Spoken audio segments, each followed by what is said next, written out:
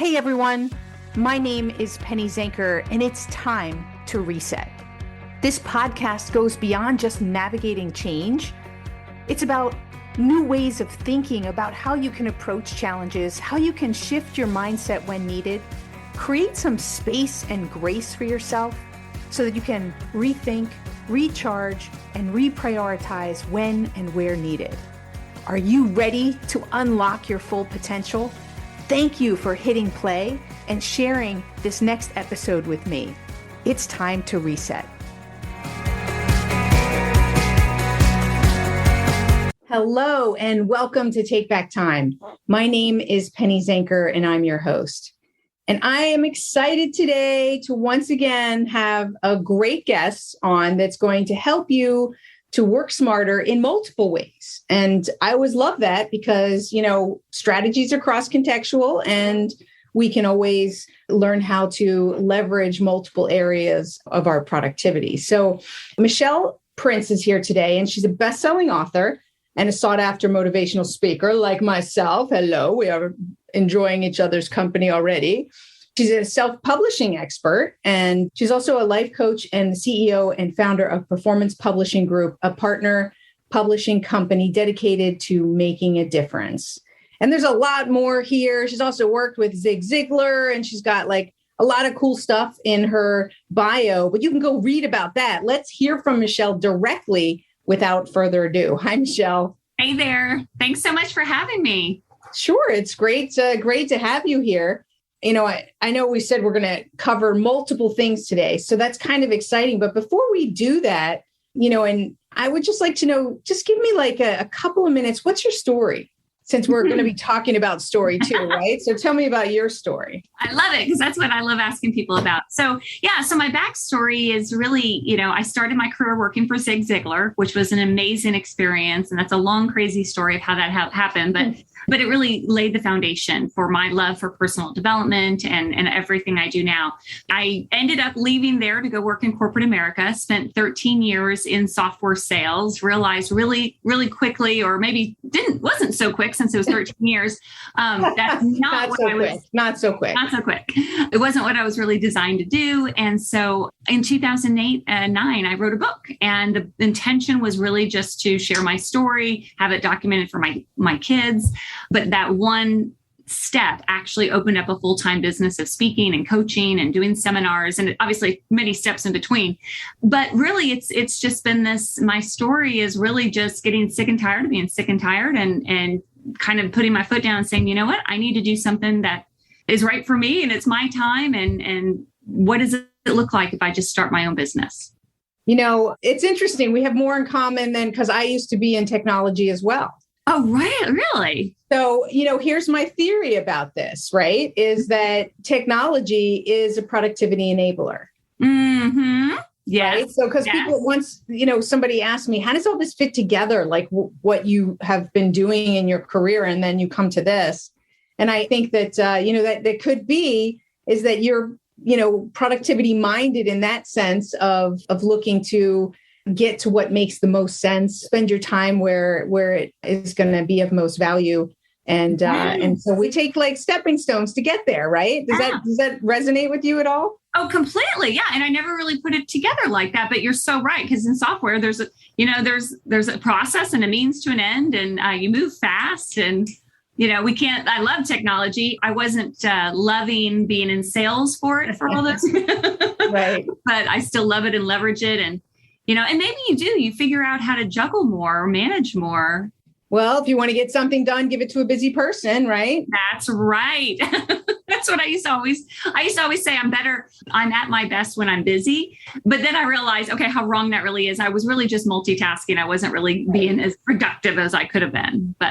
Right. But I think the theory behind that, right, and is not that we're busy, but that we have to think about it differently. Right. We have to be smarter about the way that we do things, because we can't, otherwise we won't be able to get the things done that we need to get done. So it does make sense. Yeah. And I think you've written something about procrastinators. Is that because you have a tendency to procrastinate? Oh, no, not at all. I'll get to that answer tomorrow, right? Yeah. No, it's been said that, you teach and you train and you write about things that you most need to hear. And for me, that was the case. So I wrote my first book, which was a personal development book. But my second book was written with a purpose. I was in the process of starting a business. I was actually still working my software job when I started. And I was juggling 2 kids in elementary school. And I was so busy. And it was a life or death. I had to figure out how to really manage my time better, or I was going to lose it. So I started just studying time management and productivity and learning all these tips and tricks like, time blocking and all of these other things. And so I just started writing it down and sharing it, with people here and there. And before I knew it, I ended up writing a book on it, but not because I had this all figured out. I just wrote the book on it because I had to just go through the process of really focusing and managing my time in order to do all the things that I really wanted to do. Right. I get it. I tell people all the time that I'm not perfect, right? I'm doing this and teaching this, but I have the same challenges, and I might just be quicker to come to a way to verbalize how to work on it than someone else, So Totally. Maybe because we got that bug of self-development that we can't help but teach others what we're learning, Yeah. You just pass it on, right? If it's good information, you don't want to keep it to yourself. Yeah, absolutely. So, in that context, I do ask each guest, and I think it'll be interesting to hear yours. I like to ask people, what's your definition of productivity and why? For me, it is being very intentional with what I do and blocking my time for priorities. There's freedom and I'm not allowing too much freedom. And I know that doesn't make sense, but for me, I am a huge time blocker, meaning like I put things in my calendar and I know exactly what I need to be working on. But I also set a lot of boundaries of when I'm available, when I'm not available. I'm a big believer in scheduling my more big blocks or important things first. Like my kids are now older. My youngest just left for college, but when they were young, I scheduled every football game, basketball game, soccer game, tennis match, you name it, and nothing got in the way of that. Right. So I'm just a big believer in, nobody's forcing us to put things in our calendar and do things. And we do have a lot more control than we think. And that with that comes a lot of freedom. Yeah. You said something earlier. You said it seems that it creates freedom, but at the same time, it seems like it doesn't. I think that's the productivity paradox. Yes. Right? It's like, that less is more type of thing, and that by blocking and being specific and filling up your calendar, that it's actually creating more freedom and more space for those boundaries. So I definitely think that's why we have the emotional challenge to accept it. You know what I mean? Like when you talk about control, is that we know that to be true. We know that multitasking doesn't work. I mean, there's tons of different articles and everything about it, but we resist it. Oh, and even, I'll be the first to say, like you already said, we're not perfect. And I mean, there's plenty of times that I find myself with 20 screens open and I'm thinking, why am I overwhelmed? Well, it's because I am trying to multitask, and it's just come back to the basics, time block, one activity, stay focused. And then you just get more done, even though it feels like you're getting less. Right. Because you're doing it sequentially, right? So I was just at a workshop and we were talking about different ahas and whatnot. And so one of the gentlemen was like, no wonder I start my day with so much stress. He said he comes to his desk first thing in the morning, and from yesterday he has 25 windows open, right? Yeah. Oh yeah. So immediately he's overwhelmed. And so, we do have to look at little things to step back and start with a clean slate, and only, especially like you were saying, those big things first. Like you're not going to get to those big things if you have 25 windows open that are reminding you that you've got all these other little things to do. And they're not the important things, right? They're not the things that someday you'd be like, oh, I wish I would have done that, right? Checking Facebook is definitely not on that list, or even emails sometimes, but, taking that trip. Not. Yeah. So tell us, since we're talking a little bit in this segment about the time management and some of the tips and tricks that you like to share, when you're time blocking, do you have like a different twist to it? Because some people who are listening, they're probably familiar with time blocking as scheduling, the activities or the categories of work that they're going to do. That's the way I look at it, is more categories of work. Do you have a special way that you do that works for you? I don't know if it's that different or special for me. How I do it, a couple ways. One is I'm just big on whatever I have to get done in that day. I block it. And, this is going to sound silly, but like even a small little phone call, I have a sick dog today. And so just, putting it on my calendar for 10 minutes to call the vet. And this is honest to God, true story today. But if I didn't have it in my calendar, I would start to get busy. So I use mine as a little bit of a to-do, but also don't do anything else in this time. Another example. So I'm leaving town in 2 days to go back-to-back training events that I'm doing. And I have a lot of preparation and slides and things like that. And so I literally have pretty much every hour of the day slated out to do one particular thing. And when I do that, I literally put my phone away. I do shut off everything just so I can get that done. So it's just basic time blocking, but I do like to color code it as well. Especially when my kids were younger, I had a color, for my kids stuff. I had a color for if I was out speaking, a color if I was, just doing office work, and also, color for date nights with my husband. And, I call them the big rocks is what people know, but Zig Ziglar had this great thing called the Wheel of Life. And there are 7 categories. Oh, right. Yeah. So I like to kind of map mine around my categories in the Wheel of Life. So my career, my personal life, my, spiritual life, physical health, and those kinds of things. And the reason that's cool is if you look at your calendar at a glance at a high view of the week, and let's say your career is red, right? And your kids and your husband are purple, let's just say. And if you look at your week and all you see is red and there's absolutely no purple, you're out of balance. Right. And the opposite is true. If you're, out playing and, you're doing everything, but doing work, well, then that's out of balance too. So, right. Yeah. Absolutely. I like that too. I like to work with colors as well. So apps, are there any apps? Like if I were to wipe off, your phone and you just got a new phone, what are the first things other than email and your calendar? Because those are obvious based on what you just said with time blocking. What are some helpful apps that help people to be a little bit more productive or manage their time better? So there's so many. And I always tell people, you have to find the one that you feel most comfortable with, because there's To-Do, which is connected to your Office 365 account. And so if you have Microsoft Office, that works great. And you can download the app to your phone. I personally like something called Alarmed. And it's just like alarmed, just the way it sounds. And it's the same concept, but for me, I just like it better. It basically tells me anytime I have anything to do. I do this for all my follow-up calls. If I have a conversation with someone and they say, hey, give me a call in 3 months, great. I put it in Alarmed, and then, it'll pop up and alert me when it's come time to do that. It'll alert me what's not been done. I can also go back and track and see what I got done all week if I wanted to. So I personally like that one, but it's very similar to To-Do. I just like the way the simplicity of it a little bit better.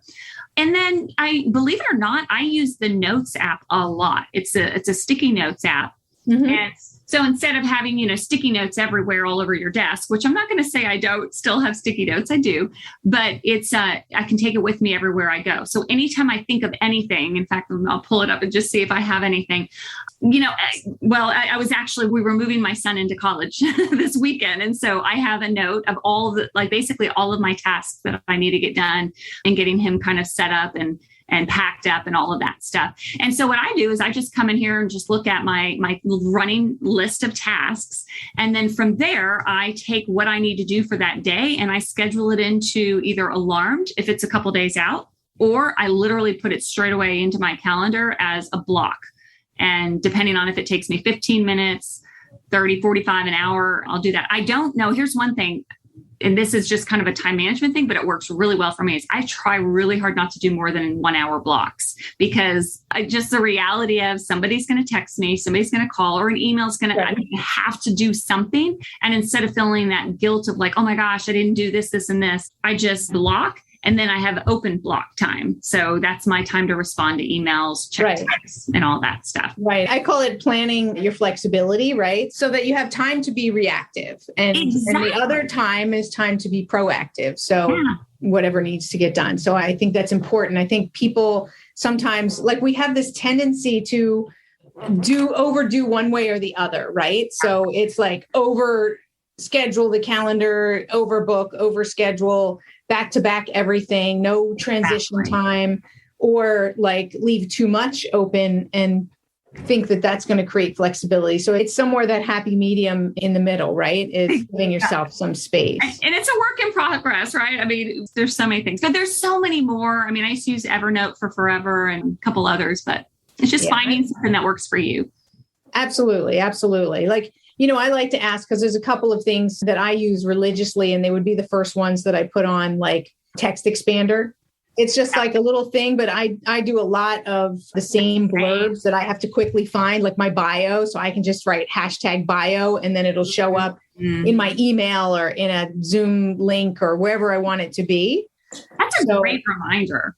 Yeah. So I love that. That's like the first thing that I put on because it just cuts out some of the wasted time of repeating, typing the same stuff. Or, I like sharing with people because I know we can geek out about different things. Yeah. So PlatStack is one of my favorite on Chrome. It's a Windows, what do you call it? A tab tool. So like you can save different URLs in categories so that if you're working on a project, for instance, you can save all the URLs in one stack.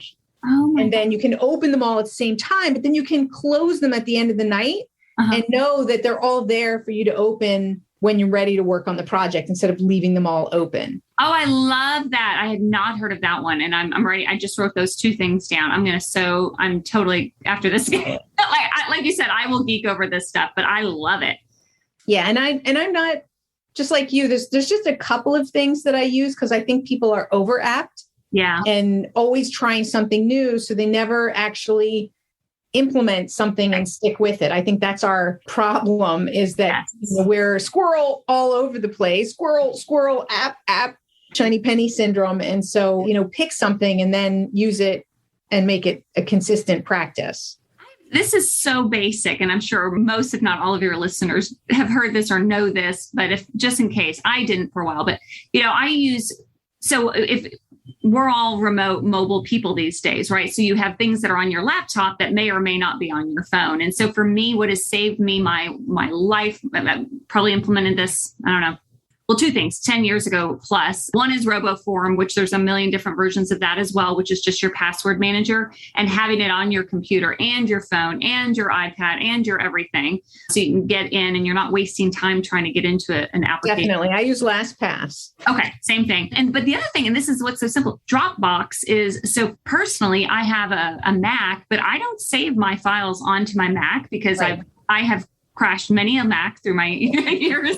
So it's the best because literally, even as I'm waiting for something to boot up on my computer, I'm in my phone on Dropbox and I can work my documents just the same. I can update my slides from my phone if I need to.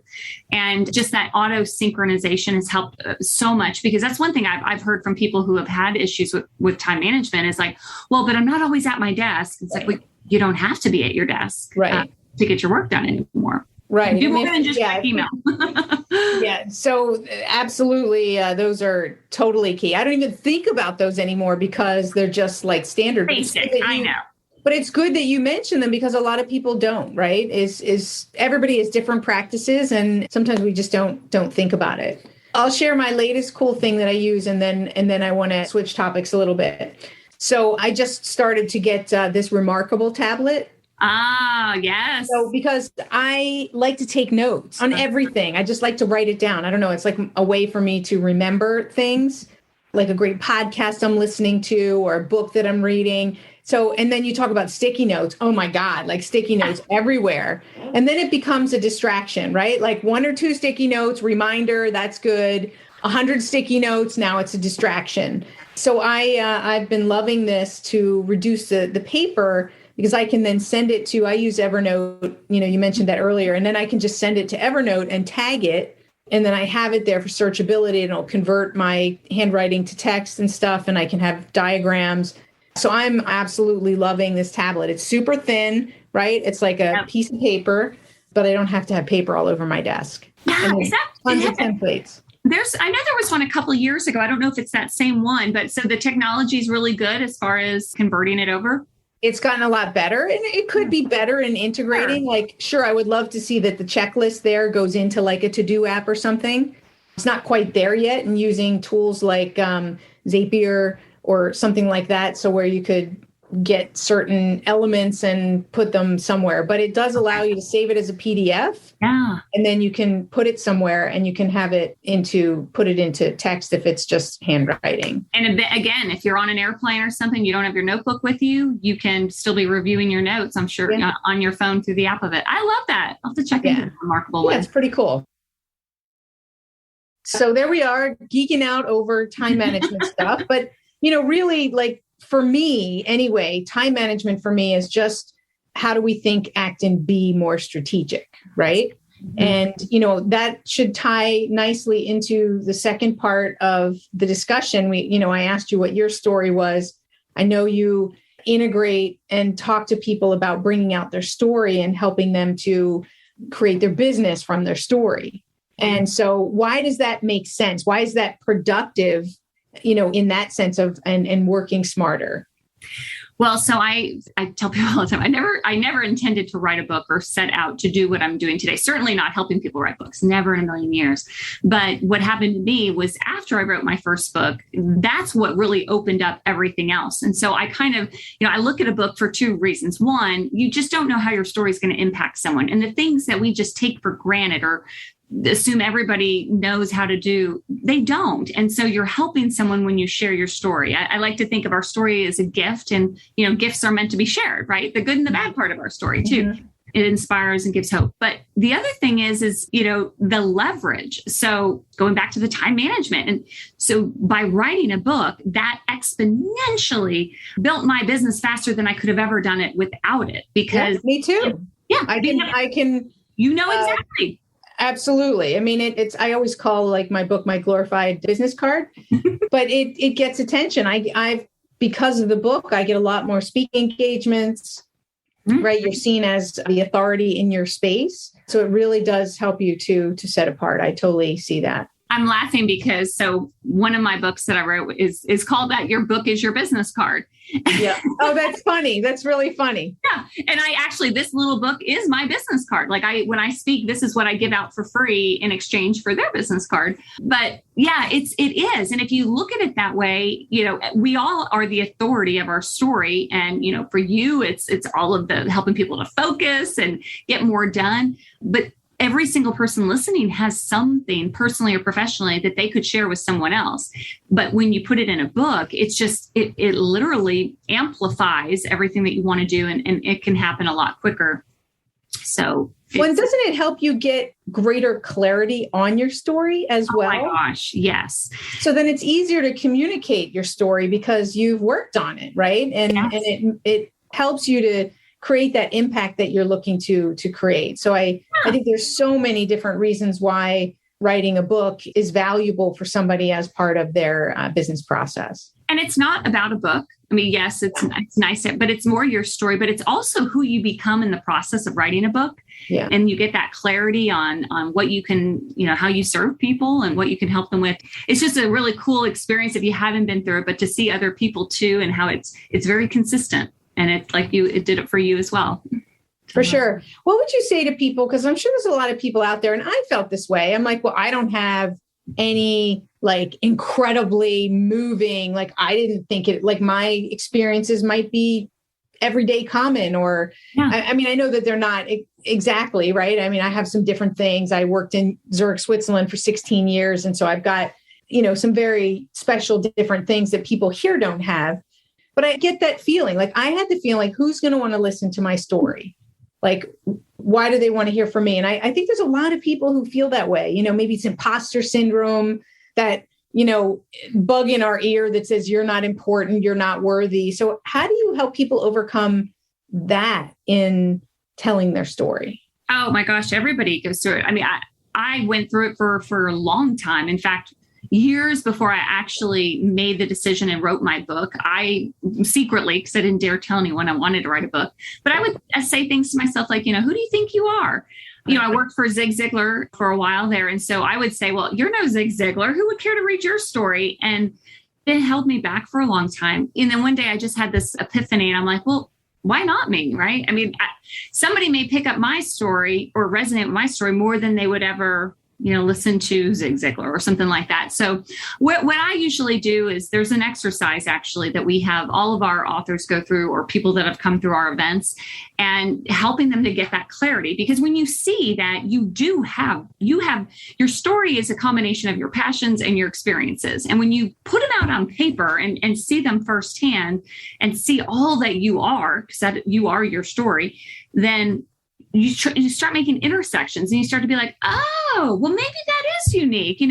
Maybe I did overcome poverty or abuse, or maybe I built a business and it wasn't so difficult. Maybe somebody could benefit from that. And right. So but all that to say, getting the clarity on your story, there is still that chatter, right? So you have to, that's why I love surrounding myself with other people that get this, right? You have to be around other people that like you and, who are in the same lane of trying to make things happen, because not everybody will understand, but find a community to support you. Listen to podcasts like this. I mean, the more now I'm in this world, and I have been for a while now. And so writing a book, podcasting, all that stuff is just kind of like what everybody does. Right. But I wasn't in that world, 12 years ago. And I remember the thought of like, oh, writing a book, who, me? And then once you do it, you're like, oh, it wasn't so bad. Like most things that we undertake, right? We build this up to be much more difficult and put these roadblocks in front of us that really don't belong there and aren't there. Yeah. It's like those, the analogy I always think of is that like a sliding glass door, in somebody's house, and, you can't see necessarily that there's glass right there. And so how many times have you walked into a sliding glass door and you just kind of bump into it? It's those imaginary doors or windows right in front of you. So you just got to recognize them, open them, and then walk through. And then, yeah, it's that simple. Slide it on over. And I think also, like you said, I worked with Tony Robbins, so we have a similar type of experience, right? But I don't need to be Tony Robbins, right? You don't need to be Zig Ziglar. I mean, and it's like, what are we comparing ourselves to? So when you write your first book, I mean, they've been in building up their authority and their brand for, 40 years, right? Or whatever, their whole career. Yeah. So if you're just getting into it and you're writing your first book, like, are you comparing yourself to the person who's top in the industry? Yeah. That's silly. Crazy. I know. But yet we think these things though, don't we? Or see other people on Facebook or Instagram who seem to have it all together. But right. So that's why I like the question, also compared to what? Like, I don't have a good story. Compared to who? Compared to what? And who says? Yeah. And who says, right? All these great questions. Why not me? Like you said, right? And I think once we ask ourselves those questions, that we start putting positive questions in our minds to challenge it and be like, okay, I'm going to do this. And, who cares? Yeah, exactly. Awesome. So you said you have an exercise. Is there something that you could share with people that are listening that they could get a feel for what it's like to think about their story and how to start thinking about it? Oh, for sure. And it's so simple. What I usually say is just grab a sheet of paper and make a T chart. On the left-hand side of the T, write the word passions at the top. And with passions, I want you to list as many things as you can possibly think of that you just love, that you're passionate about, that you enjoy doing, that light you up. It could be cooking, it could be traveling, it could be working with kids. For me, I'm passionate about personal development. I have been since I was 18. That's just kind of part of who I am. And that's when I met Zig at 18, actually.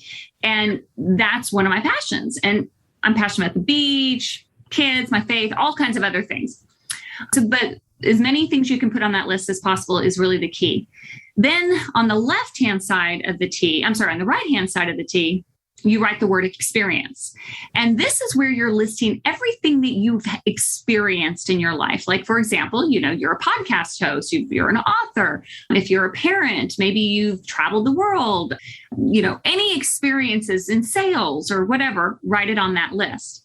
Now, the tricky thing with experience is we don't have to be passionate about it in order to experience something, meaning we experience things all the time that we did not want to experience.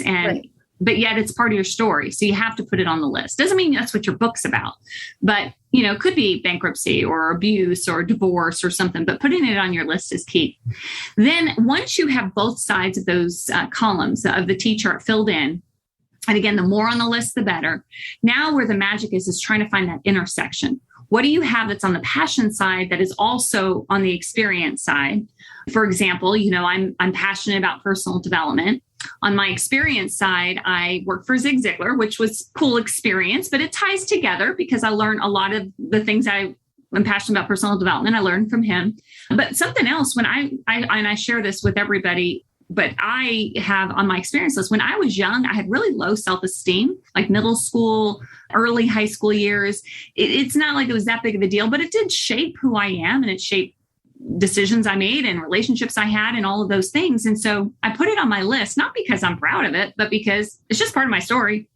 But there's a connection. So I'm passionate about personal development. I had to use personal development and things I learned from Zig in order to kind of get me out of that mindset, that negative chatter, So there's a connection there. And that happened to be my first book, Winning in Life Now, How to Break Through to a Happier You. Mm-hmm. So that's really where the key is. And if you do this right, you'll likely have multiple connections. And then it's just a matter of, okay, well, which one speaks to me the most and which would be the easiest for me to get out the quickest? Because you can leverage published author status regardless of the topic. So it's which one, you can get out the quickest. But the key is having both the passion and the experience. Because if you only write about something where you have experience and no passion, those are the books that people start and never finish. And if the flip of it, if you only write about something that you're passionate about, but you have absolutely no experience, there's no depth there, right? You can be passionate about kids, but if you've never had kids, don't write a parenting book. It's that kind of thing. And my example on the other side of that is, so I was in sales my whole career, software sales and all that. And so I have the experience.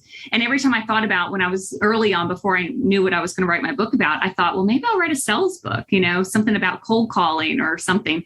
And every time I thought about doing it, I was like, oh, it's just, I had no passion for it. I could do it. I could write a great book about it. But I just, and so I tell people, be careful what you write about because you will be speaking about it for a long, long, long time. And so make sure your passion's involved too. What I'd like to do is just also for those that are listening, right? And maybe they don't want to write a book and that's not in their wheelhouse. I want to just point out how valuable it is to do this exercise nonetheless. So let's say you are in sales and you don't love it, but could it be more interesting and could you be better if you knew your story and you could bring your story in those conversations to create a greater connection with people, right? People love to hear other people's stories. So like if I were to do this list, right? And so, I don't know that I'm really passionate about time management. I'm passionate about helping people to think more strategically, right? Yes. Because to be smarter. But so if I put that on my passion side and then I put on my experience side that I started an IT company and I built it up and I used to work on as a consultant, like part of my story. And I use this in my speaking and in my talking is that, I learned my initial relationship with time was through consulting. So charging per hour. So I can work an hour and I will get paid that amount per hour. Well, in my technology business, you hit a ceiling. There's only so many hours you can work and only so many hours that your people can work. So I thought, well, I need to get involved in a different business model that's going to help me work smarter. So I went into fixed price contracts. As long as you know the nuances and how to do that, that could be more profitable and could maximize your time, right? So there's a lot of business models out there that don't work, that people are burning themselves out in those industries, so, but anyway, example of how those two come together and how someone can use their story in different context. So that's how I might use it, for instance, and people can, I hear it all the time. Yeah. So do you also teach people how to use their story in their sales process and in other aspects of their leadership? Yeah, for sure. It's funny because, like I said before, I never set out to help people with books. And so it's not about a book. It's more about your story. And so we do this a lot for people in corporate. We do it for business owners who may or may not ever want to write a book, but they do want to build a platform. And that's kind of what it boils down to is the power of authority, right? The power of leveraging your authority and what you can do with that. In fact, that's the title of my last book, The Power of Authority. There you go. And it is a little bit of a play on words where you can't spell authority without author, but it's not a book about help telling you should write a book. It's like, okay, Well, then what is your core message? What is it that you just love helping people with, personally or professionally? And then how can you get that out there? A book is just one way. I mean, to build a platform, you have to do all of the different ways, podcasting, speaking, blogging, writing, even if it's just sharing your story over a cup of coffee or when you're doing a presentation. We just connect more when we know the backstory. This is my opinion, nobody really cares how successful you are. They'd be fascinated by it, but they really don't care until they know your why. Like, okay, so you've done this, you've written books, you've done da. Well, okay, but what led you to that? What's your story? Right. And you asked me that right when we started. And so whether everybody is asking that subconsciously or outwardly, what's your story? Why should I care? Why should I care? What do I like about this person? What's relatable? What's connectable? What's likable? I think that those are things that we don't think that we're asking, but we are as we're listening to someone. So I would agree with that. And a book just makes it easier for somebody to figure that story out about you. But truly, we do it all the time. Yeah. So. Awesome. Well, Michelle, we could just go on and on. I can tell that we're just like enjoying our conversation and we forget that everybody else is listening, right? But so thank you so much for, covering these two different topics. And they do interrelate, right? Because when you can be your authentic self and bring your story, there's nothing more productive than that. So tell people where they can get more information about you and anything else that you wanted to share before we close out today. Okay, sure. So michelleprince.com or performancepublishinggroup.com are probably the two best. And we do free strategy sessions if you want to reach out. Or I'm mostly on Facebook and Instagram and LinkedIn probably, but anywhere you can find me there.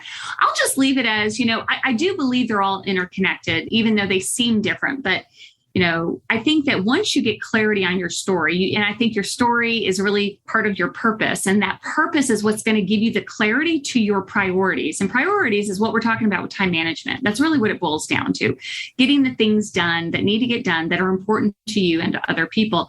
But in doing so, when you have that time to focus on helping more people, that's when you're making a difference and making a bigger impact. So they all combine together. But the first step is figuring out, what do you want and what are you going to do about it? There's no easy way. You got to take action. Definitely. Well, thank you so much. Thank you for having me. And thank you all for being here and listening and taking away some tips. And we talked about a lot today. We got some apps for you. We got, some discussion around some other tips and understanding how you can better think things through, how you can relate and find your story. I think that was one of the big things. So if you didn't do that exercise, really go ahead and do that and take a look at what you're passionate about and what experiences you have and where the overlap is and how you can use those stories, whether it's to build a platform or whether it's just to increase your influence with others as a leader. By integrating that into how you present yourself, that in itself is going to make you way more productive in all of your relationships. And relationships is the key to the house, the key to the castle. So thank you all for being here. My name is Penny Zenker, and this is Take Back Time. We'll see you in the next episode. Hey, thank you for spending this time with me. It really means a lot. If you're feeling a little off, distracted, overwhelmed, stuck, or just out of sync, remember that's your signal to reset. And that's all it takes, just recognizing one reset moment at a time. So stay tuned for more tips, tools, tricks, stories, strategies, all here on Time to Reset. We'll see you in the next episode.